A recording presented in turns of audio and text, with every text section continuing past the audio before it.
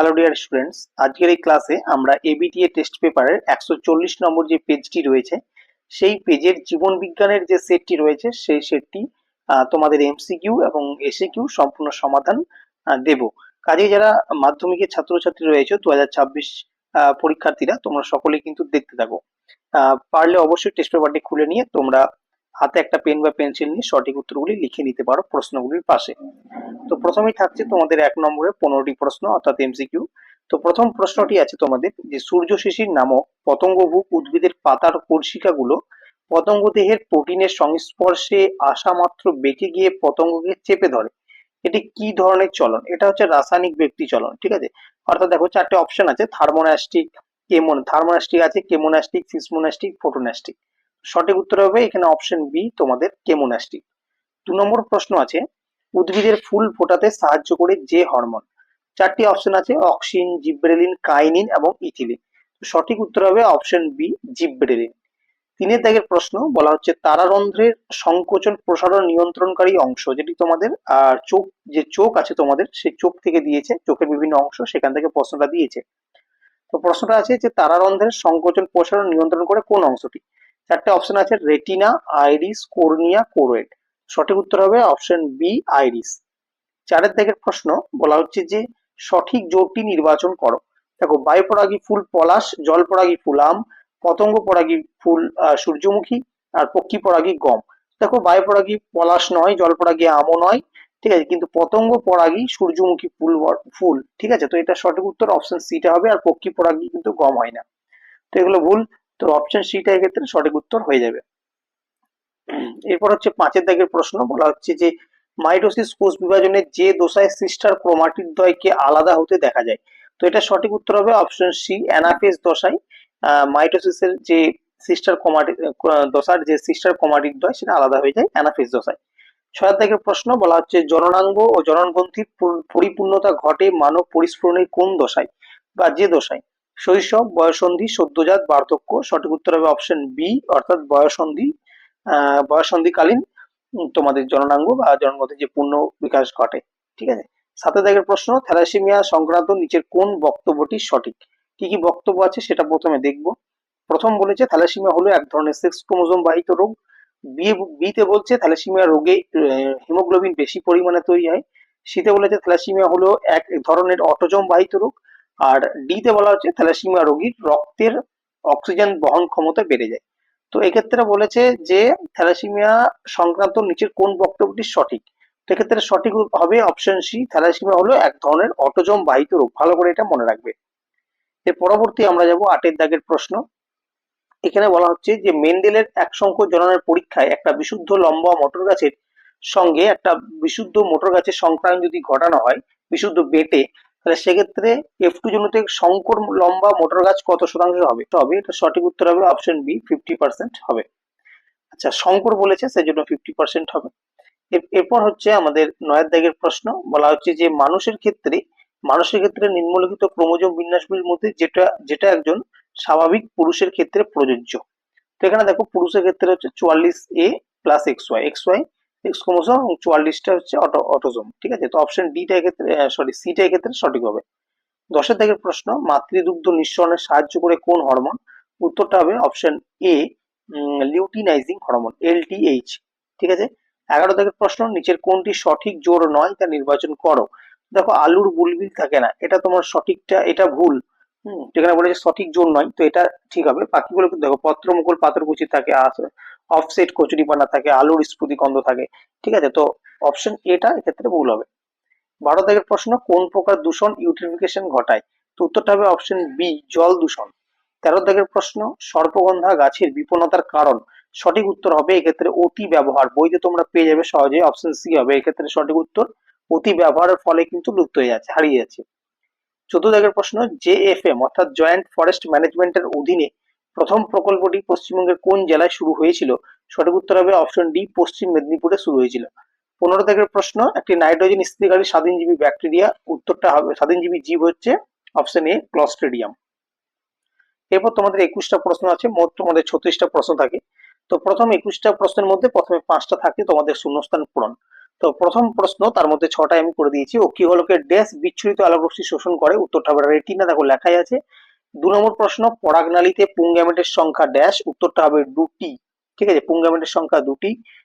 এরপর হচ্ছে 3 দাগের প্রশ্ন, মটর গাছের কোনো একটি ফিনোটাইপের ভিন্ন ভিন্ন ড্যাশের বহিঃপ্রকাশ ঘটতে পারে, উত্তরটা হবে চারিত্রিক বৈশিষ্ট্যের বহিঃপ্রকাশ ঘটতে পারে। অনেকে জিনোটাইপ লিখবে, তো যাই হোক দুটোই সঠিক হবে। তো মোটর গাছের কোনো একটি ফিনোটাইপ ভিন্ন ভিন্ন চারিত্রিক বৈশিষ্ট্যের বহিঃপ্রকাশ হতে পারে, এটা হুবহু সাঁতরা বইতে লাইনটা কিন্তু তোলা আছে।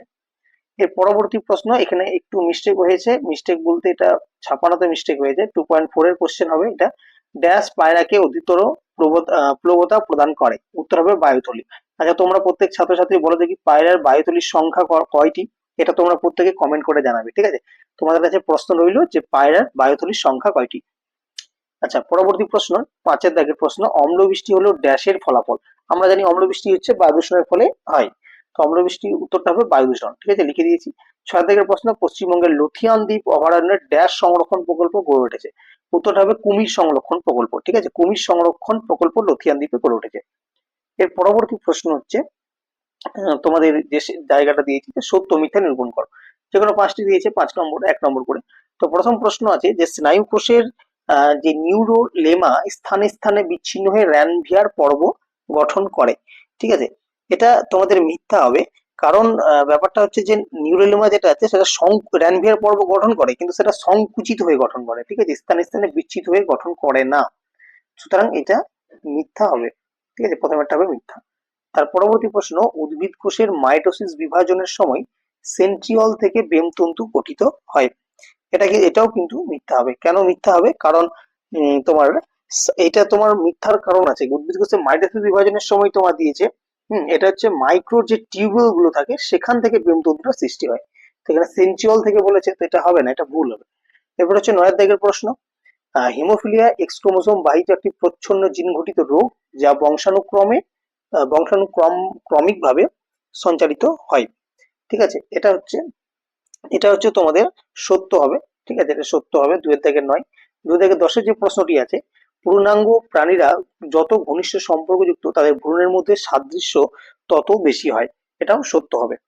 11 দাগের প্রশ্ন, ওরাং ওটাং হলো পূর্ব হিমালয় হটস্পটের একটি বিপন্ন প্রজাতি, ঠিক আছে, তো এটা কিন্তু মিথ্যা হবে। কেন মিথ্যা হবে? কারণ ওরাং ওটাং যেগুলো রয়েছে এগুলা হচ্ছে তোমার সুন্দর যে ল্যান্ড, সুন্দর ল্যান্ডের বিপন্ন প্রাণী, ঠিক আছে, বিপন্ন প্রজাতি সুন্দর ল্যান্ডের, হিমালয় হটস্পটের নয়, সুতরাং এটা মিথ্যা হবে।